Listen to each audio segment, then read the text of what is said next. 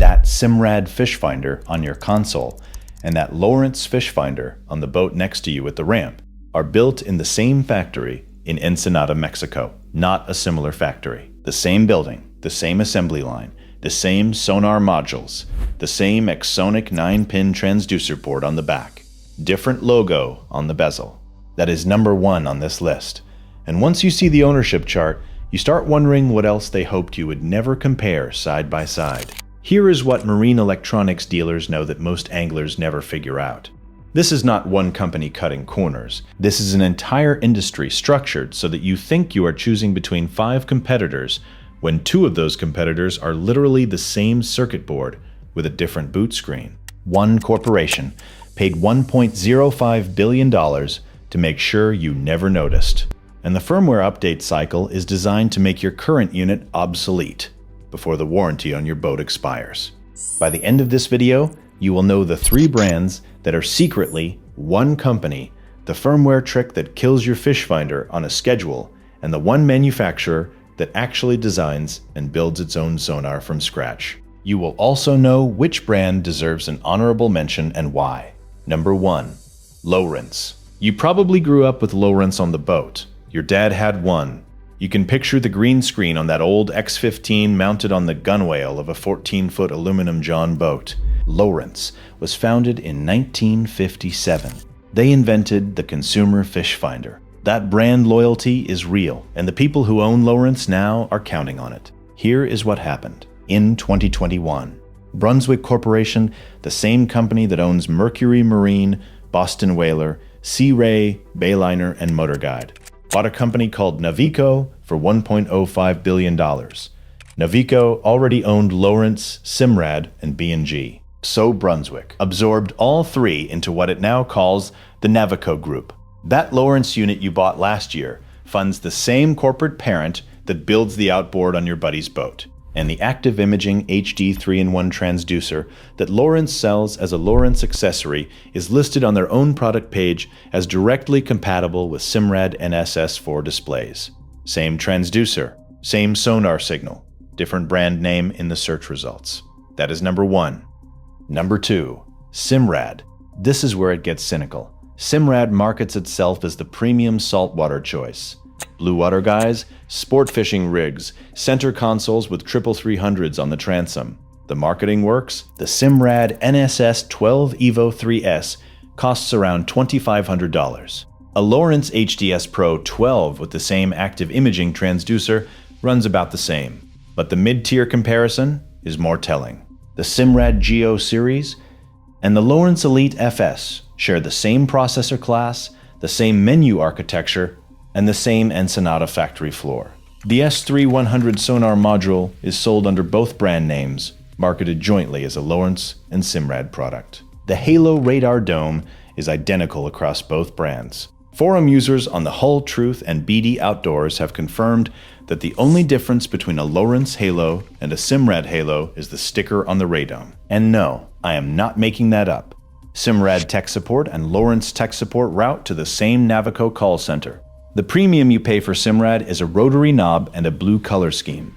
The sonar hardware behind the screen is the same pipeline. Pay attention to this next detail because it explains everything. Lowrance, Simrad, B&G, all 3 share the same XSONIC 9-pin black transducer connector.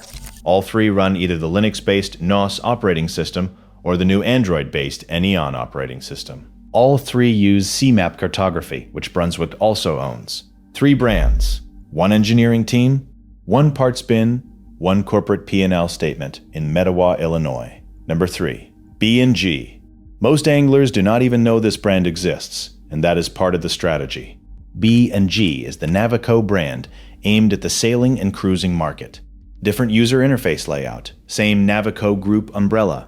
If you have ever wondered why B&G charts look exactly like Simrad charts, now you know. Same CMAP engine, same Ensenada supply chain. 3 logos, 1 company. Number 4. The firmware cliff. This one is not about ownership.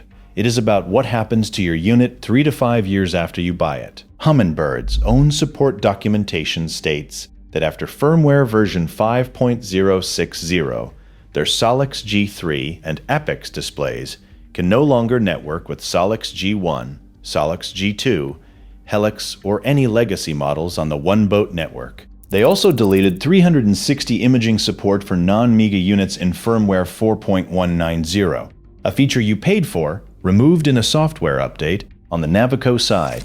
Lowrance HDS Gen 1 firmware has been pulled from the downloads page entirely.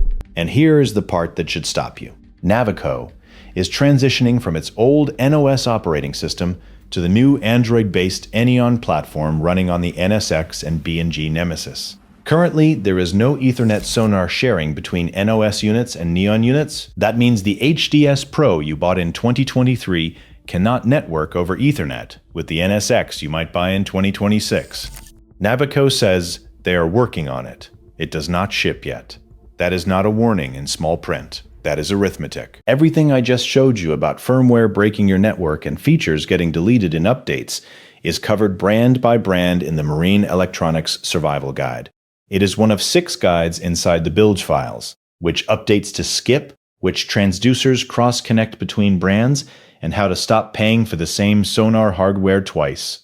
Scan the QR code or hit the link in the description and pinned comment. If you have made it this far, you already know this channel is not about telling you what to buy. It is about telling you what they hoped you would never compare.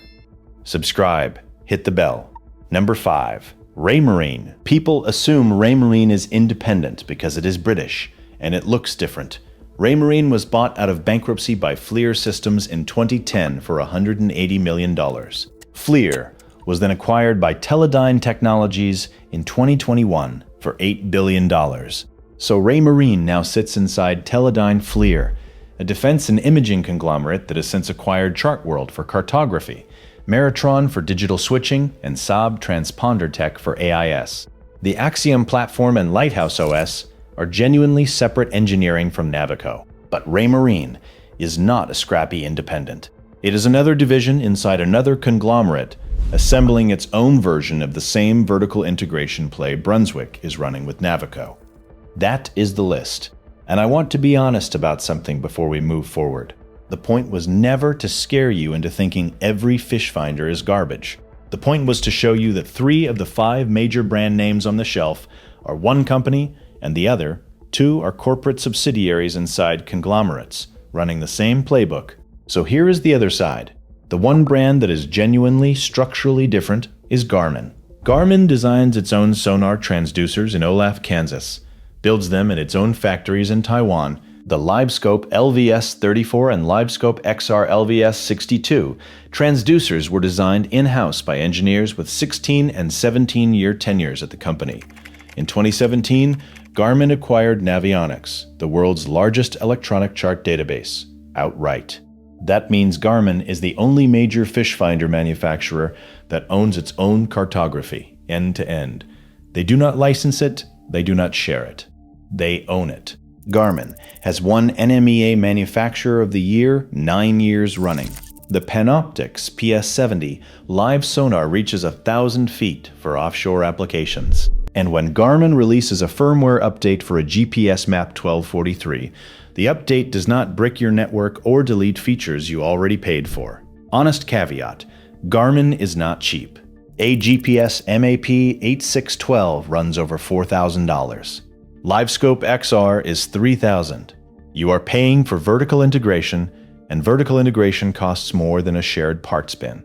That is the trade-off, and it is worth knowing going in. Honorable mention, Humminbird, owned by Johnson Outdoors out of Racine, Wisconsin, with engineering in Eufaula, Alabama. They designed mega imaging from scratch, running at 1.2 megahertz, roughly 3 times the frequency of standard side imaging. Their one-boat network ties Humminbird displays to Minn Kota trolling motors and Canon downriggers in a closed loop that competitors cannot touch. The MEGA Live 2 is closing the gap on Garmin LiveScope and image clarity, and the AHRS stabilization in their latest firmware is a legitimate improvement. Caveat, that closed ecosystem means you are locked into Johnson Outdoors hardware for everything. And firmware 5.060 proved they will break backward compatibility when it suits the product roadmap. Eyes open. You, Now know something that most anglers standing in Bass Pro staring at a wall of fish finders right now do not know. 3 of those brands are one company. The premium label is a paint job. The firmware update cycle is designed to move you to the next unit on a schedule. And the one brand that controls its own supply chain from silicon to screen is the one most people skip because it costs more. That is the gap. That is the only thing you need to understand about marine electronics right now. Next week, we are cracking open trolling motor brands, and what we found about who actually builds the lower units is going to make this list look like a warm-up. YouTube thinks you will like this next video, so tap it. And if you made it to the end, subscribe. You just proved you are not the customer they were counting on. Keep going.